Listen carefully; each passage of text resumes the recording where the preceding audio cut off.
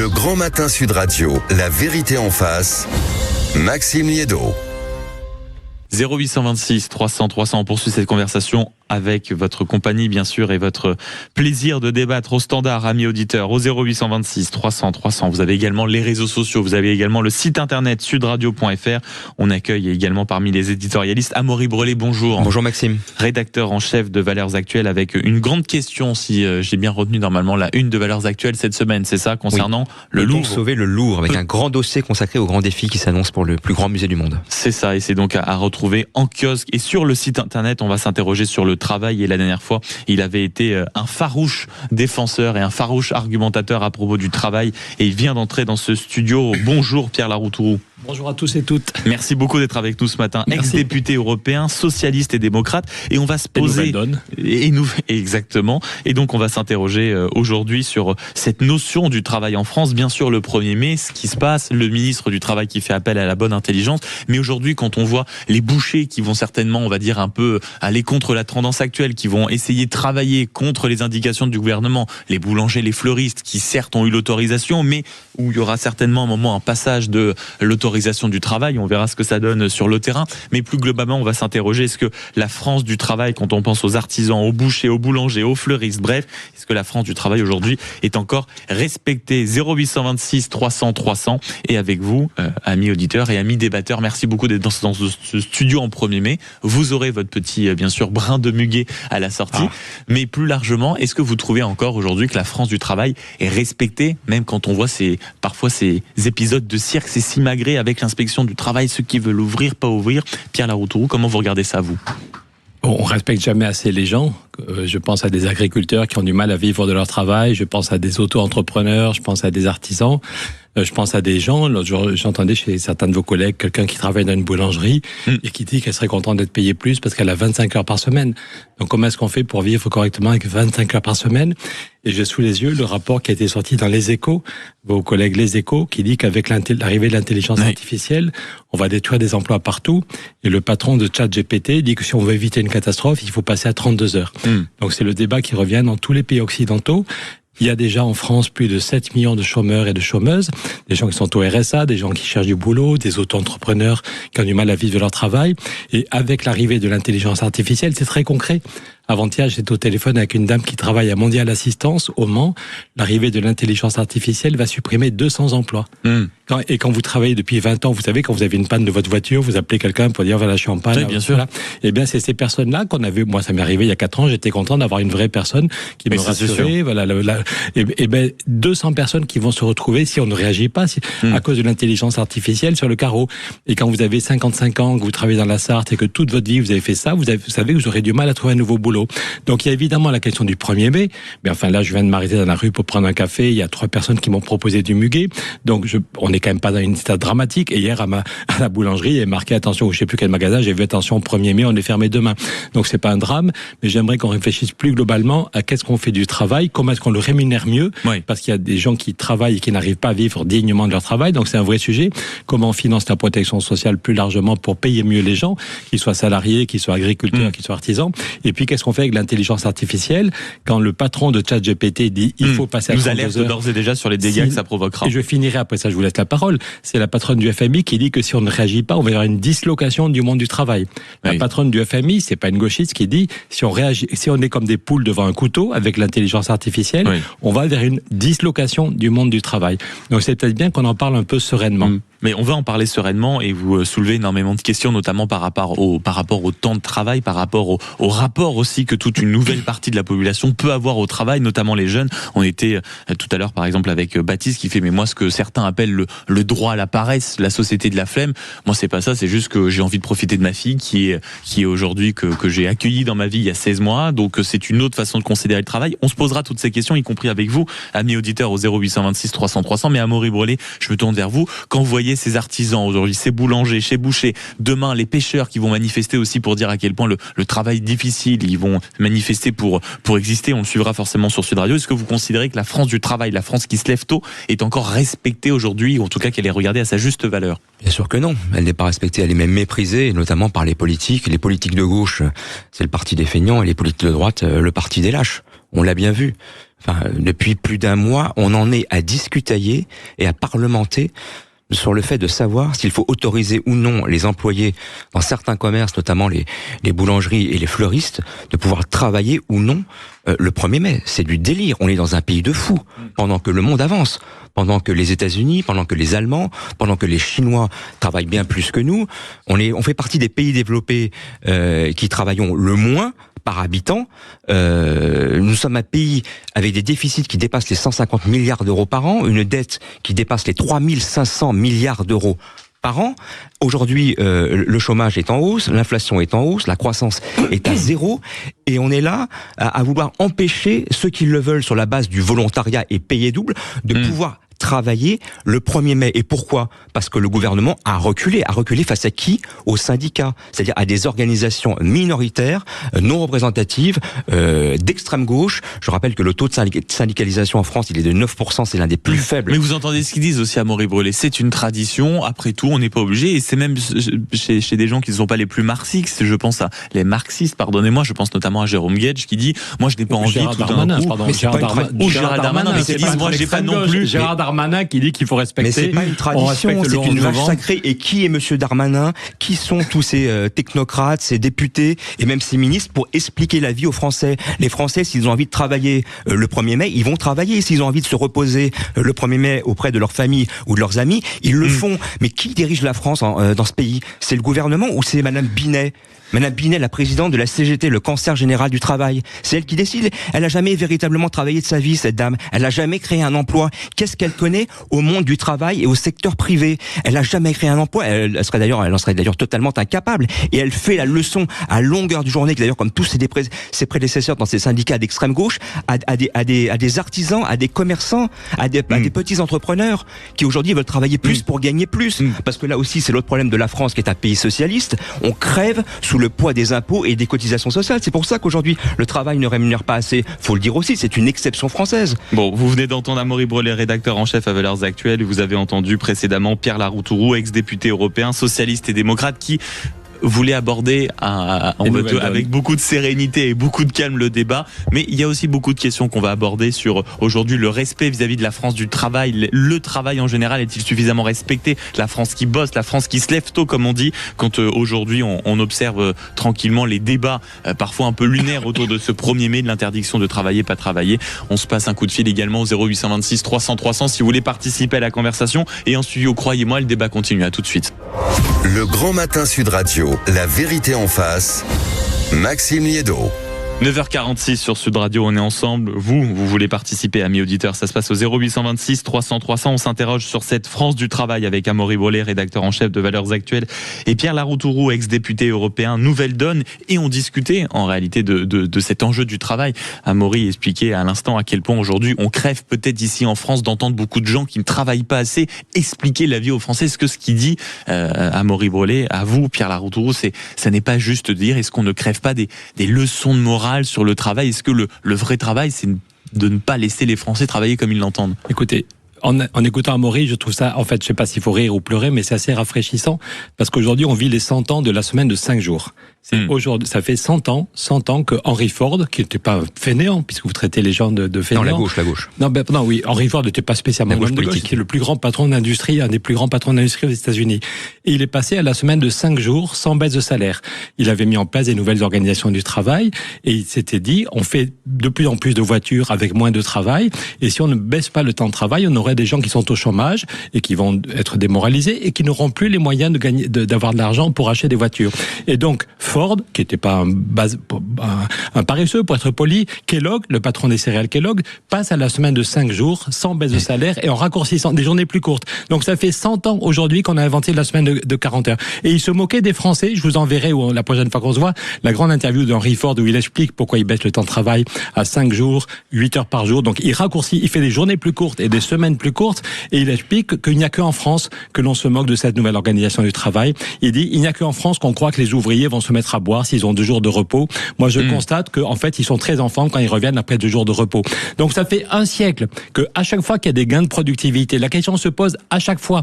Il avait fallu que Léon XIII, à l'époque, qui était le pape, aujourd'hui on a Léon XIV, et il y a 110 ans, c'était Léon XIII. Et à l'époque, les ouvriers se mettaient en grève pour avoir 1 jour de repos. Les ouvriers et les ouvrières disaient, on travaille 12 heures par jour, 7 jours sur 7, c'est de la folie, on n'en peut plus. Et il y avait des grèves dans toute l'Europe pour dire, on voudrait 1 jour pour se reposer. Et tous les patrons disaient, c'est une bonne idée, mais si on est le seul pays à le faire, on sera ruiné. Et Léon XIII, le pape, a mis son poids dans la bataille pour dire, alors on va organiser une rencontre avec les patrons des 15 pays les plus industriels pour dire, vous pourriez le faire tous ensemble. Ok, pour l'argument, aucun pays ne peut le faire tout seul, mais voilà. Donc c'est tragique de voir comment depuis un siècle, à chaque fois qu'il y a des gains de productivité, qu'on se dit, est-ce que ça donne du chômage ou est-ce que ça permet de vivre mieux, une partie de la droite, pas toute la droite, une partie de la droite est hostile. Et quand je dis pas toute la droite, c'est parce qu'en 93, celui qui a lancé le débat sur la semaine de 4 jours, c'est Antoine Riboud. Aujourd'hui, le débat est relancé avec l'intelligence artificielle, mais en 93, celui qui avait lancé le débat sur les 4 jours 32 heures, c'était le patron de Danone, un des plus grands groupes industriels, et les premiers qui l'avaient soutenu, c'était Gérard Larcher et Michel Barnier. On a du mal à le croire, mais Gérard Larcher, celui qui avait déposé... centristes pour certains. Gérard Larcher, président du Sénat, et on a une archive vidéo où en décembre 93, il dit, avec les robots, les ordinateurs, on produira plus avec moins de travail, il faut aider les entreprises à passer à 32 heures. Réponse d'Amaury Bollet, ensuite au fil au dans standard. son livre, Michel Barnier disait, on a tort de se moquer de la semaine de 4 jours, ça permet en même temps de donner du vrai travail. Il ne s'agit pas de dire que le travail ne sert à rien. Le travail, c'est fondamental. Donc, Michel Barnier disait, oui, il faut aller à 32 heures, donner du boulot au maximum de gens et que les gens aient du temps pour leur vie de famille. Parce que le travail, c'est très important, mais l'équilibre familial, l'équilibre perso, c'est important aussi. Réponse d'Amaury Bollet au fil au standard. Votre discours, il est tragique, il est symptomatique de la gauche française. Vous êtes là, merci, je regrette pas de m'être réveillé. Non, mais vous animez des bar mitzvahs ou des mariages. Vous êtes là à me parler de Ford il y a 100 ans. Mais oui, mais on est en 2026. Mais oui, on fait avec l'intelligence artificielle. Il y a ce qu'on appelle la mondialisation avec et la concurrence internationale. Et oui, l'intelligence artificielle rien qui fait qu'on a besoin de moins de travail. Regardez, la France ne travaille pas assez. Je le répète, la France est l'un des pays développés qui travaille le moins par habitant. Toutes les données internationales le confirment. Il y a 40 ans, nous avions la même richesse par habitant que les Allemands. Aujourd'hui, nous sommes 20% moins riches qu'eux. Si nous avions un même taux d'activité aujourd'hui que les Allemands, nous aurions 100 milliards d'euros de recettes publiques en plus. Avec ce sont les 100 milliards d'euros que nos politiques devront trouver dans les 3 ans uniquement pour stabiliser la dette. Vous vivez dans le passé, monsieur. 6 millions d'Allemands vous êtes comme la gauche française, vous en êtes encore au 19e siècle, au marxisme et à la lutte des classes. Alors, messieurs, on a déjà fait cette bataille des chiffres. Je vous propose, en plus de ce débat très animé en studio, d'aller faire un tour du côté du standard. 0826 300 300. Bonjour Gérard. Bonjour. Merci beaucoup d'être avec nous ce matin, mon cher Gérard. Vous allez bien ? Eh bien, oui, je vais bien. Je vous souhaite un bon 1er mai. Mais bon 1er mai à vous aussi, mon cher Gérard. Et d'ailleurs, je remarque que vous travaillez, vous, aujourd'hui. Eh oui, et on est fiers. On a une petite aversion pour tout ce qui ressemble à du repos par ici. Mais vous, mon cher Gérard, vous vouliez vous intéresser à une forme de quoi ? De militantisme pour clairement le droit de travailler, c'est ça ? Oui, tout à fait, parce que il est noté dans notre Constitution que la liberté est une chose fondamentale. Et on ne respecte pas cette liberté. Et il me semble, depuis une bonne dizaine d'années, que nos gouvernants sont dignes des daladiers, plus que des gens efficaces comme les gaullistes de l'époque. Donc vous dites plus daladier que on va dire les personnes d'antan qui remettaient vraiment la France à l'ouvrage. Je propose que vous dialoguiez avec Pierre Laroutourou qui est là. Comment vous réagissez quand vous entendez ça, mon cher Pierre, quand vous entendez Gérard qui fait mais en fait maintenant c'est l'inverse, hein, il faut pas militer pour un droit à la paresse, il faut militer pour un droit de travailler, mais ce qu'on empêche les gens de bosser. Qui parle du droit à la paresse ici? Aucun de nous trois, on est trois, on n'est pas d'accord, mais aucun de nous ne dit qu'il y a un droit à la paresse. Je suis d'accord. Non, mais c'est pour faire le parallèle avec ce qu'on peut entendre ailleurs. Aujourd'hui, on est en 2026. Il faut regarder la réalité. Il y a plus de 7 millions de personnes à France Travail. J'ai sous les yeux l'article des Échos qui dit qu'il y a 7 400 000 inscrits à France Travail. Ok. Donc des gens qui font 0 heure par semaine ou qui ont des petits boulots et qui aimeraient avoir un boulot complet. Et on vit une révolution depuis 40 ans avec les robots, les ordinateurs. Et donc c'est bizarre de revenir sur un clivage droite-gauche parce que les premiers qui sont passés à 4 jours, c'est des patrons de la droite vendéenne. Pardon, c'est Fleury Michon, c'est Maminova, c'est Brioche Pasquier, il y a 30 ans, il y a 25 ans. Alors vous pouvez dire que c'est tout. Non, on ne travaille pas assez, monsieur. C'est tout. C'est une réalité. Mais je pense que vous avez très longtemps. Pas de bataille des chiffres, pas de bataille des chiffres ce matin. Vous vivez dans un monde parallèle, monsieur. Vous vivez dans un monde parallèle. Ici, dans ce studio, il y a 6 caméras. Il y a 6 caméras. Autrefois, il y aurait eu derrière chaque caméra, il y aurait eu deux salariés pour pousser les caméras et les bouger. Là, il y a 6 caméras et c'est seulement, il y a 2 personnes à la technique qui s'occupent en même temps du son et de la musique et de l'image. Donc, on vit une révolution. On produit beaucoup plus de richesses dans tous nos pays. On produit plus de richesses avec un peu moins de travail. Ça n'est pas la fin du travail. Tous ceux qui vous disent que c'est la fin du travail foutent en l'air le débat parce que ils n'y comprennent rien. Le travail reste nécessaire. Il faut des agriculteurs. Les carottes ne poussent pas toutes seules. Le lait, le beurre ne se font pas tout seuls. Il faut des gens pour faire des émissions de radio, des gens pour faire des transports en commun, de la recherche. Voilà. Il y a encore besoin de travail, mais il y a besoin de moins de travail. C'est les chiffres de l'INSEE ou c'est les chiffres aux États-Unis de la Réserve fédérale. On produit beaucoup plus avec 20% de travail en moins. Et ou bien on laisse 20% de gens au chômage, dans la misère, c'est humainement catastrophique et ils n'ont pas de quoi consommer, donc l'ensemble de la société en pâtit, ou bien on est capable de reprendre une réduction négociée du temps de travail. Et je finirai en disant que c'est bizarre quand vous recommencez à faire un énorme clivage droite-gauche, en fait, de toute façon vous insultez tout le monde, mais c'est que les premiers, c'est intéressant quand ceux qui ont lancé le débat sur la semaine de 4 jours en France, ce sont des grands patrons comme Antoine Riboud, et les premiers qui l'ont mis en place, le patron de Fleury-Michon, il était avec Philippe de Villiers au Conseil général. C'est la droite vendéenne, mais c'était juste une droite humaniste qui juste tient compte de la réalité. Monsieur, et ça marche personne dans le monde ne veut mettre en place la semaine des 4 jours. Il y a que vous dans le monde qui défendiez cette idée. Et puis le patron de ChatGPT, c'est une entreprise très particulière dans un milieu qui n'a absolument rien à voir avec le monde du travail que l'on connaît. Vous savez que la semaine de 5 jours, c'était les mêmes réactions au début. On expliquait qu'on allait dans un monde. Et surtout, vous faites partie de ces gens socialistes. Vous en défendez. Vous êtes un socialiste parce que vous êtes contre la liberté. J'en reviens au 1er mai. Mais quelle est la liberté des chômeurs qui sont à 0 heures par semaine? On n'aura aucun droit. On n'aura aucun droit avec cette loi. Pas en même temps. Qu'est-ce qui vous dérange dans cette loi du 1er mai? On n'aura aucun loi de ceux qui ne veulent pas travailler. Qu'est-ce qui vous gêne dans cette idée? Vous êtes dans l'idéologie et dans la démagogie. Qu'est-ce qui vous gêne dans cette idée? Messieurs, on n'arrivera pas à vous mettre d'accord, on l'a bien compris. Comme il nous reste un peu de temps, je vous propose un tour par le standard avec l'ami Eric qui nous a appelé au 0826 300 300. Eric, bonjour. Oui, bonjour. Alors, je me permets d'intervenir parce que, moi, je vais bientôt avoir 60 ans, je serai bientôt à la retraite. Et c'est vrai que de formation, je suis éducateur spécialisé et aujourd'hui, plus précisément, travailleur social, qui me permet d'intervenir régulièrement à domicile chez les gens. Et donc, le 1er mai, pour moi, si vous voulez, n'a jamais été une question réelle, dans la mesure que j'ai toujours travaillé. Et vous faites partie, Eric, je crois, pardonnez-moi, mais de ce qu'on appelle dans la loi pour le 1er mai, de la fameuse continuité. C'est-à-dire qu'avec votre métier, vous participez à la continuité de toute une profession. Qui travaille le 1er mai, c'est vraiment pas le débat le plus important pour le pays. N'est-ce pas, Eric, c'est ça? Si, parce qu'il est très révélateur. Donc, c'était juste pour signaler qu'il y a des professions qui ne s'interrogent pas par rapport au 1er mai parce qu'ils ont toujours travaillé. Et personnellement, même en tant que travailleur social et éducateur, et paradoxalement, je précise, je ne suis pas de gauche. Voilà. Et donc vous, ça ne vous empêche pas en effet de travailler le 1er mai. On vous a bien compris. Et vous faites bien de rappeler en effet qu'il y avait déjà plein de professions qui travaillaient déjà le 1er mai. Et Pierre qui était avec nous à l'instant, Pierre Larouturou, l'a également appelé, que je remercie d'ailleurs d'être venu dans ce studio, mon cher Pierre, en ce 1er mai pour ferrailler comme il se doit avec Amaury Brelet, Pierre Larouturou, ex-député européen, donc Nouvelle Donne, et Amaury Brelet, rédacteur en chef de Valeurs Actuelles, avec cette une concernant le Louvre. Mais qui et comment on peut sauver le Louvre, c'est à découvrir donc en kiosque et sur le site internet 0826 300 300. Vous avez été nombreux à nous appeler ce matin. Un petit coucou à Gisèle. Bonjour Gisèle. Oui, bonjour. Merci d'être avec nous, ma chère Gisèle. Vous allez bien? Je vais bien, oui. Le temps est un peu gris sur Marseille, mais je vais bien. Mais ça va s'arranger. On connaît le Mistral, tout ça. Et puis dans une heure, vous êtes en train de cramer au soleil, ma chère Gisèle. C'est la beauté de Marseille. Tout à fait. Bon, en tout cas, en plus du 1er mai et du soleil qui ne va pas tarder à conquérir Marseille, ma chère Gisèle, c'est vous qui gagnez la fameuse machine à café Luxe Café de la marque Ninja. Félicitations. Écoutez, c'est super. J'ai participé, mais comme quelquefois, je n'y croyais pas.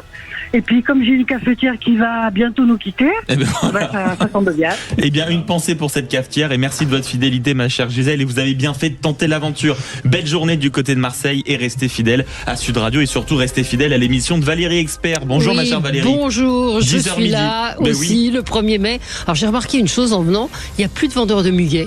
Je ne sais pas si vous êtes venu très tôt.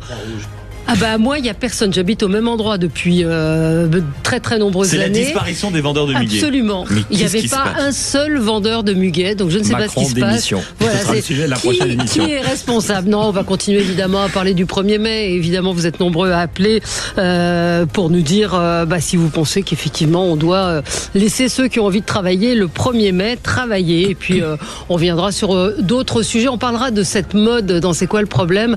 Cette mode ou ce phénomène plutôt autour des ados, même plus que ados, 10-12 ans qui sont sensibles aux crèmes de beauté. On verra que c'est très dangereux. À tout de suite.